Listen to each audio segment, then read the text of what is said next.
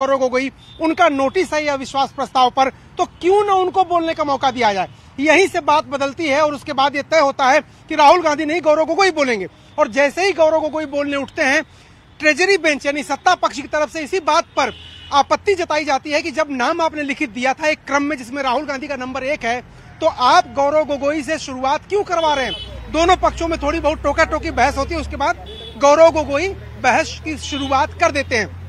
तो इसके पीछे क्या वजह है। अभी 3 बजे से जो असम कांग्रेस के नेता हैं उनके साथ राहुल गांधी की बैठक है, कल उनको राजस्थान में एक रैली को संबोधित करना है। तो इसी बीच समय पर उनको लोकसभा में बोलना है, उसकी तैयारी करके वो आए हैं। ठीक है अरुण, इसी से जुड़ा मेरा आपसे सवाल आगे होगा। मैं अभी प्रतिक्रियाएं सुनवाती हूं कि ये तो कल भी तय था, क्योंकि गौरव गोगोई जो अविश्वास प्रस्ताव लेकर के आए थे 26 जुलाई को, तो वो पूर्वोत्तर से आते हैं, तो कल भी मालूम था और प्रोग्राम तय था, फिर आखिरी वक्त में तब्दीली क्यों। इस बीच मैं आपको बताऊं कि गौरव गोगोई ने मणिपुर मुद्दे पर सरकार को घेरा, तो निशिकांत दुबे ने भी मणिपुर का इतिहास बता करके विपक्ष को घेरा।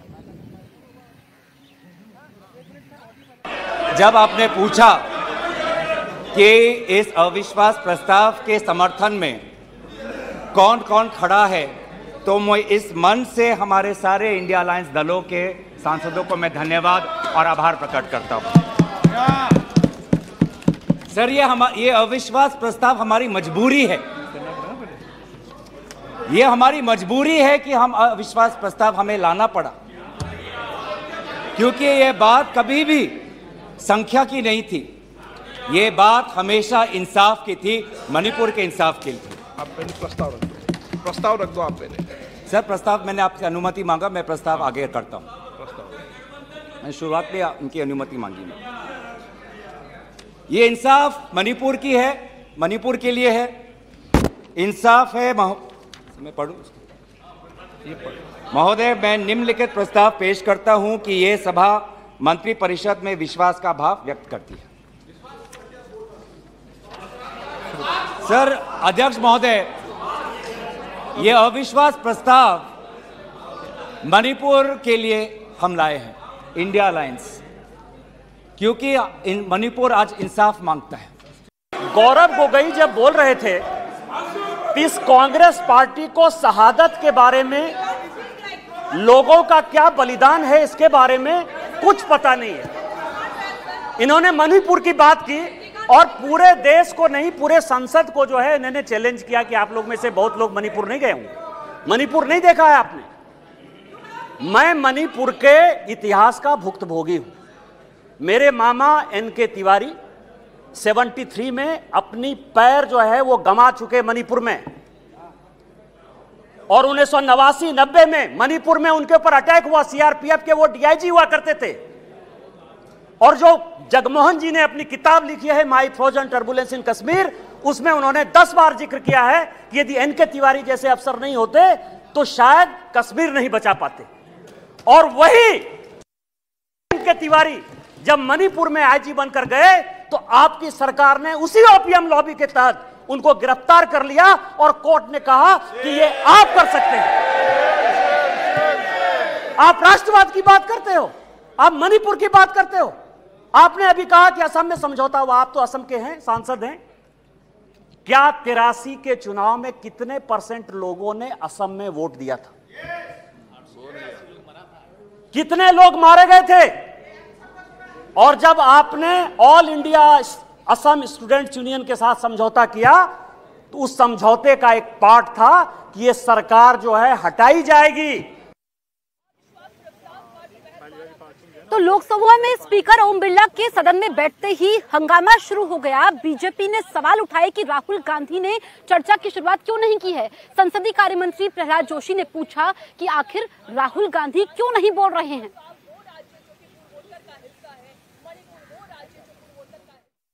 सर जो पब्लिक डोमेन में है, इन्होंने जो लेटर दिया है और प्रेस को भी कहा है, और प्रेस को भी कहा है सर, प्रेस के पास अनुभव होता है, प्रेस के पास भी सर इनका लेटर है सर, प्रेस पे चल रहा है। उसके बारे में मैंने पूछा, मैंने कुछ सीक्रेट नहीं पूछा, सीक्रेट इनका जो सीक्रेट है मैंने नहीं पूछा।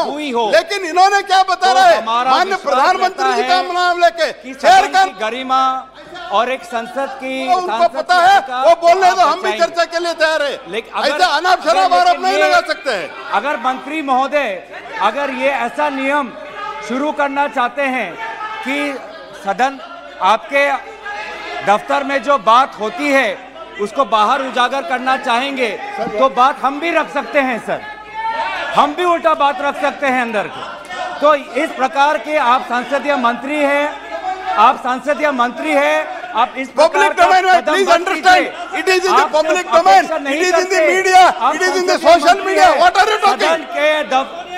हमारे अध्यक्ष महोदय के दफ्तर में जो बातें करते हैं उसको इस प्रकार से आप उसका उल्लंघन मत करिए। आप संसदीय मंत्री हैं, आप तो अपना कर्तव्य याद रखिए, आपका लेटर पब्लिक डोमेन में है, कर्तव्य याद रखिए, आप तो अपना कर्तव्य याद रखिए। मेरे सहयोगी यतेंद्र इस वक्त मेरे साथ लाइव मौजूद हैं। यतेंद्र, निशिकांत दुबे ने अपनी बात रखी, प्रहलाद जोशी ने पूछा कि राहुल गांधी ने चर्चा की शुरुआत क्यों नहीं की। अब आप बताइए कि सत्ता पक्ष की तरफ से अभी कौन कौन से वक्ता आज सदन में अपनी बात रखेंगे?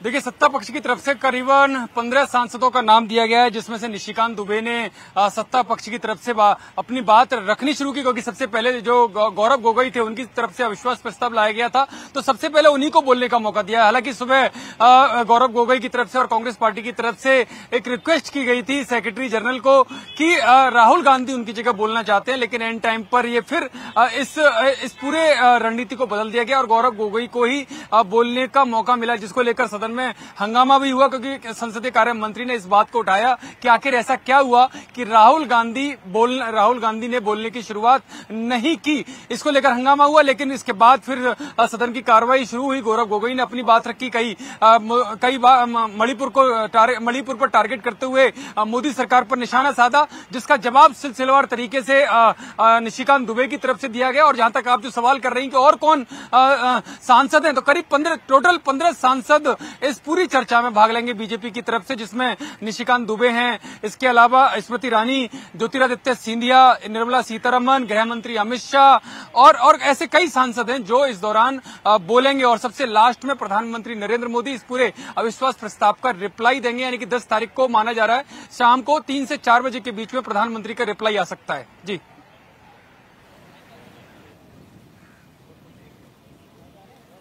तो यतेंद्र मेरे सहयोगी जानकारी दे रहे थे, क्योंकि अभी जो है अविश्वास प्रस्ताव पर चर्चा जारी है, लेकिन सत्ता पक्ष की तरफ से ऐसे 15 सांसद हैं जो अपनी बात रखने वाले हैं। और इस बीच गौरव गोगोई ने असम के मुख्यमंत्री पर भी निशाना साधा, जिसमें मणिपुर के मुख्यमंत्री पर निशाना साधा गया, जिस पर जवाब भी दिया गया इसमें बीजेपी की तरफ से। और यहाँ पर जो बातें गौरव गोगोई की तरफ से की गई, हमला किया गया, उसी भाषा में जवाब दिया गया निशिकांत दुबे की तरफ से।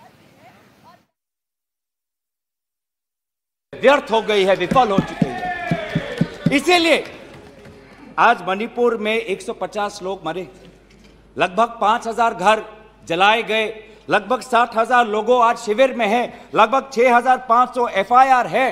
और मुख्यमंत्री, प्रदेश के मुख्यमंत्री होने के नाते जो एक संवाद का वातावरण बनाना चाहिए था, जो एक शांति, अमन और सद्भावना का एक वातावरण जो बनाना चाहिए था, आज उन्होंने सिर्फ मई महीने से नहीं, पिछले 2-3 सालों से ऐसे कुछ भड़काऊ उन्होंने कदम लिए हैं जो आज समाज के बीच में तनाव पैदा हो गया है। यहाँ सोनिया जी बैठी हुई हैं, सोनिया जी का मैं बड़ा सम्मान करता हूं सर।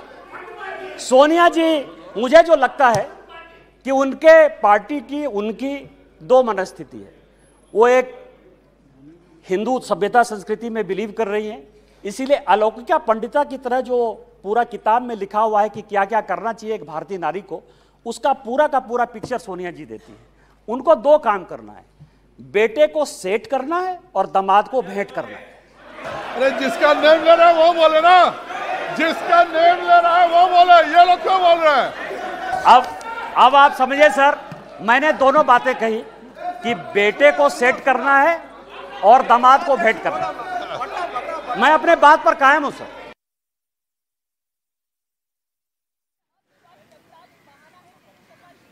मेरे सहयोगी अरुण मेरे साथ लाइव मौजूद है। अरुण, दो सवाल मेरे आपसे हैं। एक तो ये जो निशिकांत दुबे ने कहा सोनिया गांधी की मौजूदगी में बेटे को सेट करना है, दामाद को भेंट करना है, और दूसरा सवाल राहुल गांधी से जुड़ा हुआ कि निशिकांत दुबे ने जैसा कहा कि तैयारी नहीं थी, देरी से उठे, इसलिए अपनी बात नहीं रख पाए अविश्वास प्रस्ताव पर। देखिए, विपक्ष के नेता हैं, उनको राहुल गांधी पर हमला करने का पूरा अधिकार है और राहुल गांधी को भी पलटवार करने का, लेकिन जो सच बात है, जो दिखाई दिया, उसमें राहुल गांधी का कल से नाम लिखा हुआ है। राहुल गांधी तैयारी के साथ आए थे और जैसा कि मैं कह रहा हूं, पीले कलर का लिफाफा लेके आए थे, अपने भाषण को भी लेके आए थे और कुछ तस्वीरें भी लेके आए थे। तो तैयार वो थे, लेकिन आखिरी समय में पार्टी ने रणनीति बदली।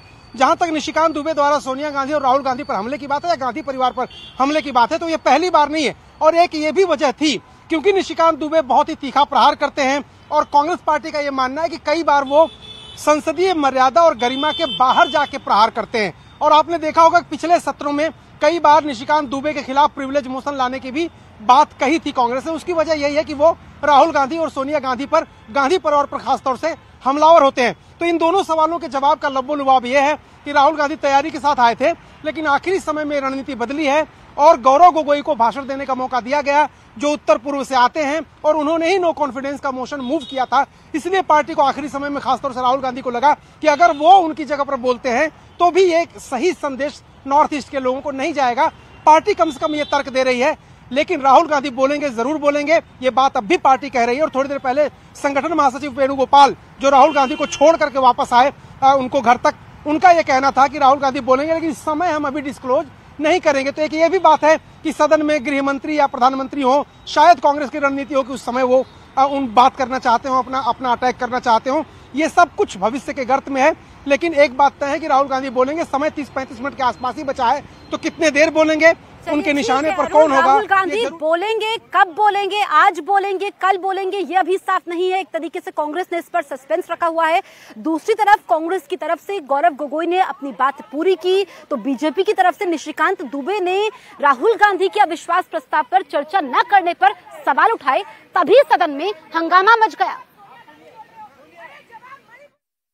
क्या वो समझौते का पार्ट नहीं था? मैं तो माननीय गृह मंत्री जी को कहूंगा कि वो समझौते का जो पूरा प्रारूप है इस सदन के अंदर जब अपना जवाब दें तो शायद वो जवाब देंगे। मिजोरम में आपने 7% वोट के आधार पर, केवल 7% वोट के आधार पर, केवल 7% पूरे देश को जानने के लिए है, लालथन हावला की सरकार बना दी थी। और इसीलिए जब लाल डेंगा के साथ सरकार बनाई आपने, जब उनके साथ समझौता किया, तो 7% के साथ आप उसको डेमोक्रेसी चलाने देते? इतिहास में जाइए, इतिहास में झांकिए, अलग अलग तरह की बातें करते हैं। कल राहुल जी आए, ऐसा हंगामा हुआ, पूरी दुनिया आ गई। राहुल जी गए ही कब थे? हम लोग भी यहां सारे सांसद बैठे हैं और उनको जानकारी होनी चाहिए कि हम जो है बजट सेशन में यहां आए थे, मार्च अप्रैल में यहां आए थे ना। राहुल जी थे बजट सेशन में कि नहीं थे ना? इसके बाद हम लोग मानसून सेशन में आए, राहुल जी हैं कि नहीं मानसून सेशन में? राहुल जी गए कहां थे, कहां गए थे, किस तरह की चर्चा है? और दूसरी बात यह है कि जिस सुप्रीम कोर्ट के जजमेंट के आधार पर आए हैं उसने अभी जजमेंट नहीं दिया है, अभी स्टे ऑर्डर दिया है। और तो भी उन्होंने कहा है, लोग कहते हैं प्रधानमंत्री मौन है, प्रधानमंत्री माफी नहीं मांगते, प्रधानमंत्री चीजें नहीं बोलते। मैं ये कह रहा हूं कि ये क्या नहीं कर रहे हैं, अभी भी कह रहे हैं, दो चीजें कर रहे हैं। मैं माफी नहीं मांगूंगा। क्यों माफी मांगे भाई? मोदी तो बहुत छोटा जात है, नीच जात है, ओबीसी है, ओबीसी से क्यों माफी मांगेंगे, बड़े आदमी हैं। और दूसरी बात यह है कि सावरकर नहीं हूं मैं, सावरकर नहीं हूं मैं, आप सावरकर हो भी नहीं सकते, कभी जिंदगी में नहीं हो सकते। 28 साल उस आदमी ने जेल में गुजारा है, आप अपनी तुलना सावरकर से करते हैं, कभी सावरकर नहीं हो सकते। जा रहे हैं लाइव जा। तो अविश्वास प्रस्ताव को यहाँ पर बीजेपी की तरफ से निशिकांत दुबे ने गरीबों के खिलाफ बताया। उन्होंने कहा कि जिन लोगों ने लोगों के लिए घर बनाए, जिस सरकार ने गरीबों के लिए घर बनाए, उसी के खिलाफ ये अविश्वास प्रस्ताव लाया गया है।